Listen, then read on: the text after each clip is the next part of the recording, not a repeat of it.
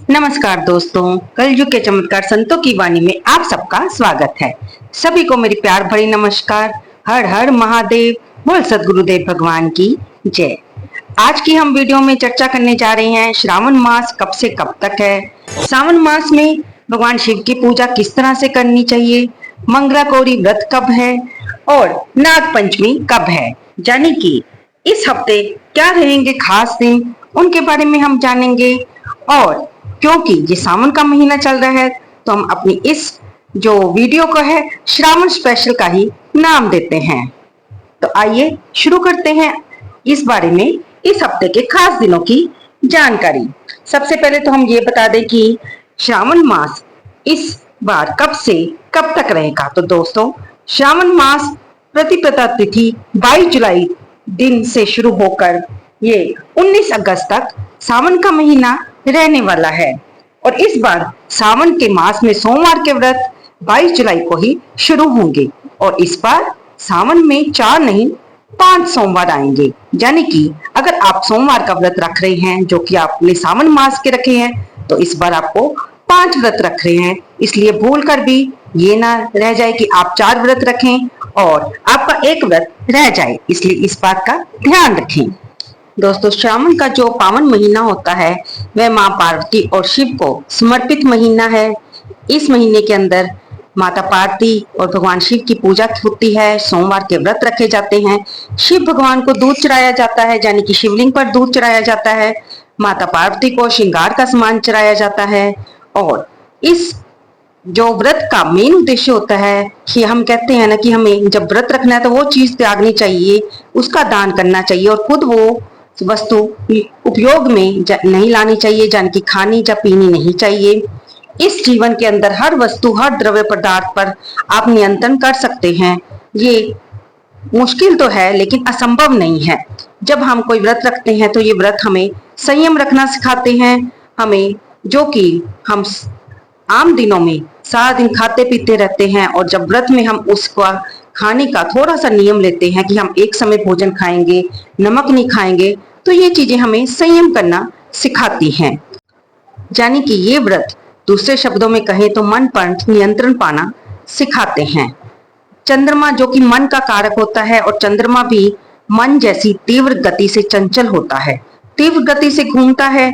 इसी प्रकार चंद्रमा तीव्र गति से घूमते हुए इस ब्रह्मांड के अंदर अपना संचरण करता है। उसकी गति का अनुमान लगाना मुश्किल होता है, इसीलिए उसे मन की भांति मन का कारक कहा जाता है।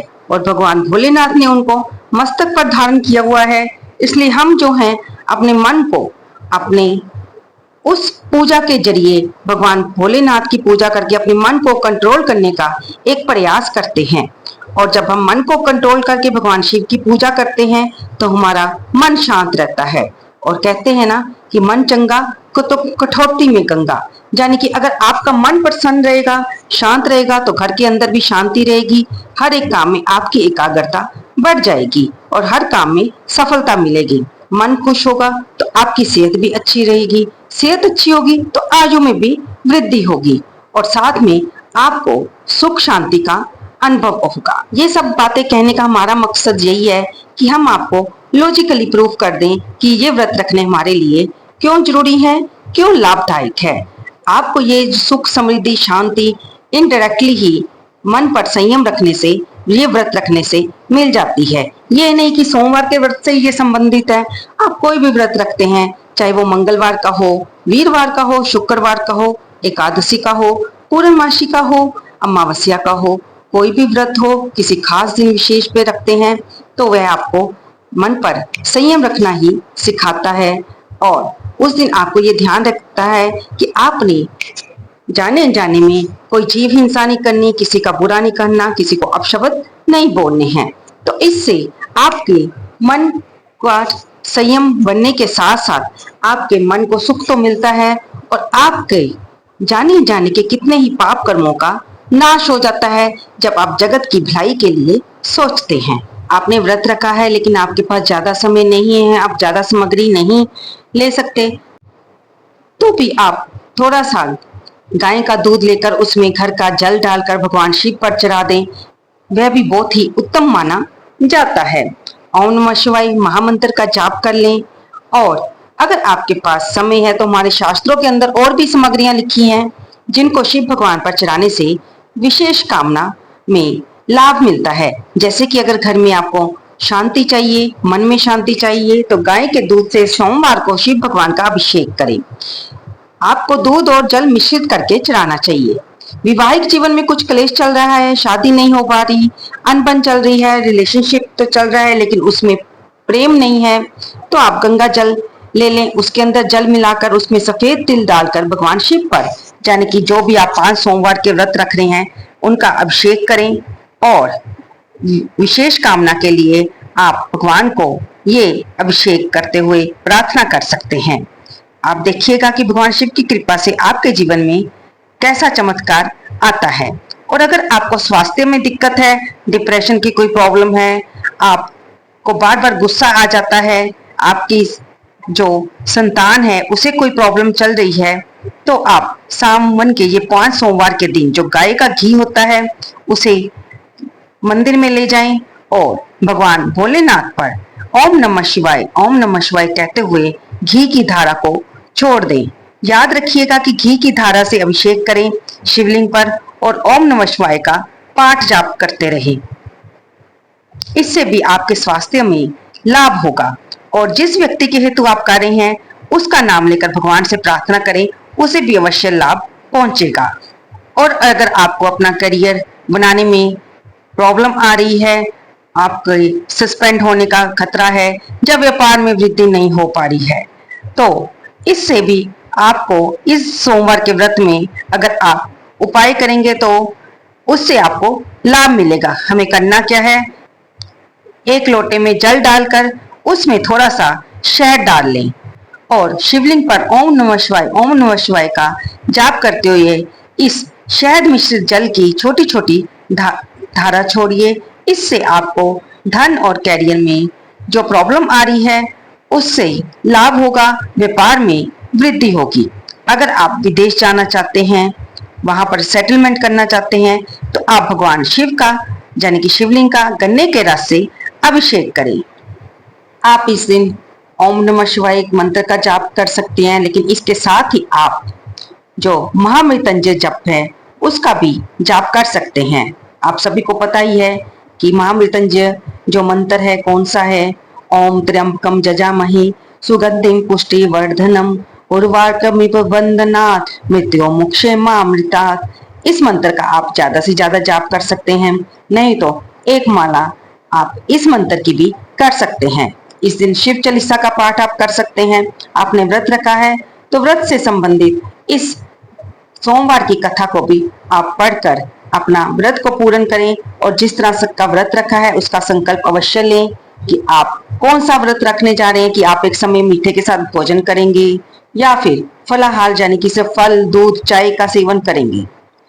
आप इसके अलावा कर्पूर गौरम करुणावतारम संसार सारम भुजगेंद्रहार सदा वसंते हृदयामरविंदे भवम भवानी सहितम नमामि।